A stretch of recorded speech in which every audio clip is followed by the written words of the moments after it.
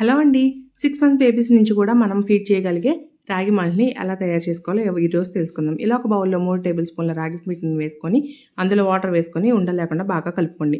తర్వాత ఇంకో బౌల్‌లో కప్పున్నర నుంచి 2 కప్పుల వరకు పాలనైతే పోసుకొని అవి బాగా కాగుతున్నప్పుడు మనం ముందుగా సిద్ధం చేసుకున్న రాగి పిండి మిశ్రమాన్నయితే ఇలా కలుపుకుంటూ యాడ్ చేసుకోవాలి.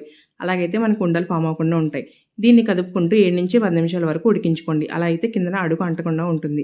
ఇది బాగా ఉడికిన తర్వాత ఇందులో కొంచెం బెల్లాన్ని గానీ, లేదంటే పంచదారని గానీ యాడ్ చేసుకోవచ్చు. నేను ఇన్‌స్టెంట్‌గా దొరికే బెల్లం పౌడర్‌ని అయితే యాడ్ చేసుకుంటున్నాను.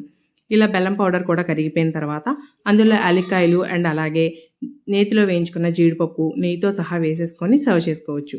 ఇది 6 మంత్స్ బేబీ నుంచి మనం ఫీడ్ చేయొచ్చు. అండ్ అలాగే మనం కూడా తిన్న చాలా కాల్షియం అండ్ హెల్తీ కూడా.